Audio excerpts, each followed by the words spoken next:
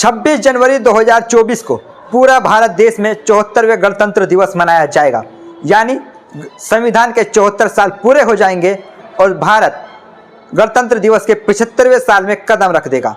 वो गणतंत्र दिवस जिस संविधान को भारत देश मानता है, जिस संविधान के तहत भारत के सभी लोगों को एकजुट रखा गया है, जोड़कर रखा जाता है ताकि कोई शांति व्यवस्था को बिगाड़ न सके, इस भारत को गुलदस्ते की तरह बांधा जा सके। लेकिन लगता है कि 74 साल पूरे होते होते यह संविधान दोहरा व्यवहार अपनाने लगा है।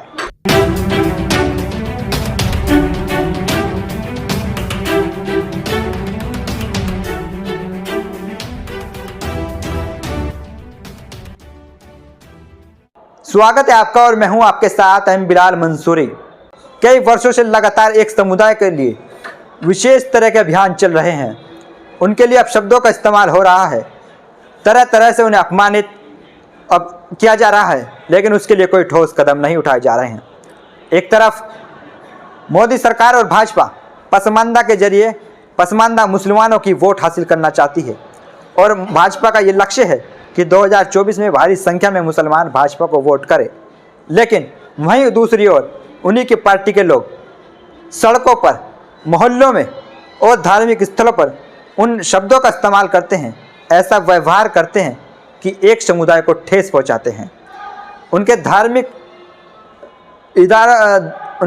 स्थलों में जाते हैं तो उसका अपमान करते हैं। ये कैसा दोहरा व्यवहार है? इसी बारे में एक शाहिद इश्की ने एक शेर लिखा है। मैं पहले उसमें एक शब्द इस्तेमाल हुआ है उस्तुवार, जिसका मतलब है दृढ़ संकल्प, मजबूत या पक्का। तो उस शेर को समझने की कोशिश कीजिए। शाहिद इश्की ने लिखा है, हमसे करो नफरत कि करो प्यार करो, हमसे करो नफरत कि प्यार करो, कोई रिश्ता तो उस्तुवार करो। इसमें यह शेर भाजपा और नरेंद्र मोदी पर एकदम सटीक बैठता है, क्योंकि इस शेर का तात्पर्य है कि अगर हमसे प्यार करना है तो मजबूती से कीजिए, अच्छे से कीजिए, और अगर नफरत करनी है तो वो भी पक्का दृढ़ संकल्प के साथ कीजिए। और इस दोहरे व्यवहार में न सिर्फ भाजपा खड़ी है बल्कि विपक्ष की तमाम पार्टियां एक लाइन में खड़ी हैं। 22 जनवरी 2024 का दिन, जब अयोध्या में राम मंदिर का दिन प्राण प्रतिष्ठा हो रही थी, तब से लेकर और 23 जनवरी 24 जनवरी तक मुसलमानों पर जगह जगह अलग अलग इलाकों में अलग अलग तरीके से इस तरह का व्यवहार किया गया कि कहीं उनको अपमान किया गया, कहीं उनको ठेस पहुंचाया गया, कहीं अपशब्दों का इस्तेमाल हुआ। और इस पूरे मामले में, घटनाक्रम में जो एक चाटुकार मीडिया है वो तो शांत रहा ही, इसके साथ ही विपक्ष भी चुप रहा। न्याय यात्रा निकालने वाली कांग्रेस एक भी ट्वीट इसका नहीं दिखा। लेकिन मुझे नहीं लगता ये न्याय यात्रा जनता के लिए है। कांग्रेस की यह न्याय यात्रा अपने आप को सत्ता में लाने का न्याय है। यानी जो सत्ता उसकी छुटी है कांग्रेस की, वह उस सत्ता में वापस आने के लिए न्याय मांग रही है। सिर्फ इतना है, बाकी जनता से के लिए कांग्रेस की कोई न्याय यात्रा नहीं है। भारत देश के अलग अलग जिन इलाकों में घटनाएं हुई हैं, जहां तक मेरी नज़र गई है, सामाजिक कार्यकर्ताओं और फ्रीलांसर पत्रकारों के जरिए मुझे पता चला है, वो मैं आप तक पहुंचा रहा हूं, क्योंकि चाटुकार मीडिया ने उसको छिपाए रखा, दबाए रखा और किसी के सामने नहीं आने दिया। यह जुल्म न सिर्फ मुसलमानों के साथ है बल्कि भारत के उन तमाम लोगों के साथ है, वो चाहे हिंदू हों या मुस्लिम या सिख या ईसाई, जो सच जानना चाहते हैं। ये सच छिपाकर इसलिए रखा जाता है ताकि आप सच न जान सकें। जाकिर अली त्यागी एक वीडियो शेयर करते हुए लिखते हैं कि संत कबीर नगर के मेहदावल में राम मंदिर के जश्न में निकल रही यात्रा ने पश्चिम टीला की मस्जिद के द्वार पर चढ़कर उत्पात मचाया, जय श्री राम के नारे लगाए, झंडे फहराए। पुलिस ने 4 युवकों को शांति भंग की धारा में गिरफ्तार किया है। यदि इस तरह के किसी भी मामले में मुसलमान लिप्त पाया जाता तो शांति भंग की धारा में नहीं बल्कि एनएसए के तहत जेल में डाला जाता। इन गुंडों पर पुलिस ढंग के तहत कार्रवाई नहीं करती। मिल्ला टाइम्स ने 2 मामले लिखे हैं, जिसमें एक बिहार के मुजफ्फरनगर के मझौली खेत का है, जहां राम भक्तों ने जुलूस के नाम पर जबरदस्त तांडव मचाया। मुसलमानों के घर पर भगवा झंडा लहराने की कोशिश हुई, जिसके बाद हालात खराब हो गए और पत्थरबाजी हुई। बिहार का ही दूसरा मामला लिखा है मिलत टाइम्स ने कि बिहार के दरभंगा पंचायत केथरा कब्रिस्तान में राम मंदिर के उद्घाटन के अवसर पर निकाले गए जुलूस ने कब्रिस्तान को आग लगा दिया।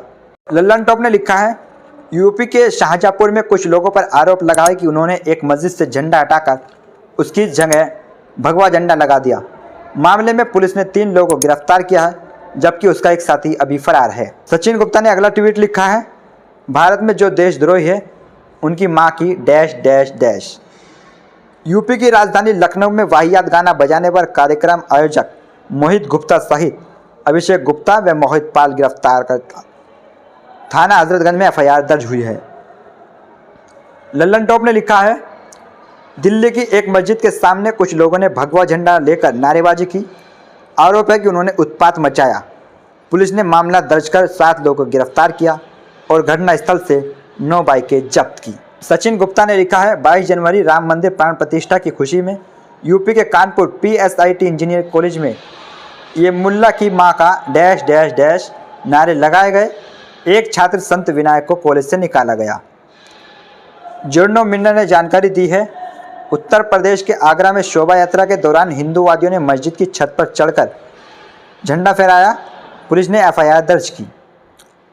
लोकमंच टुडे से जानकारी मिली है मध्य प्रदेश के इंदौर जामा मस्जिद बेटवा के सामने हिंदुत्ववादियों ने हनुमान चालीसा पढ़ा। वसीम अकरम त्यागी ने लिखा है बीजेपी विधायक नितेश ने का कहना है कि गिने चुने 15% लोग, हम 80% लोग हैं। इतना याद रखना चाहिए कि हम हिंदुत्ववादी कार्यकर्ता डर पैदा करने में सक्षम हैं। यानी पूरे भारत के तमाम हिंदुओं को और उन वोटरों को जो भाजपा को वोट करते हैं ध्यान रखना चाहिए कि भाजपा के ये हिंदुत्ववादी डर पैदा करने में सक्षम है, ना कि विकास करने में।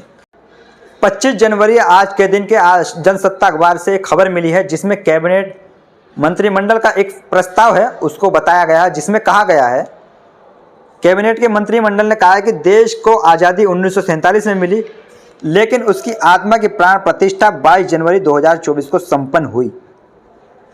आज़ादी 1947 को मिली और उस आज़ादी में जो प्राण डले, जो जान आई, वो 22 जनवरी 2024 को आई।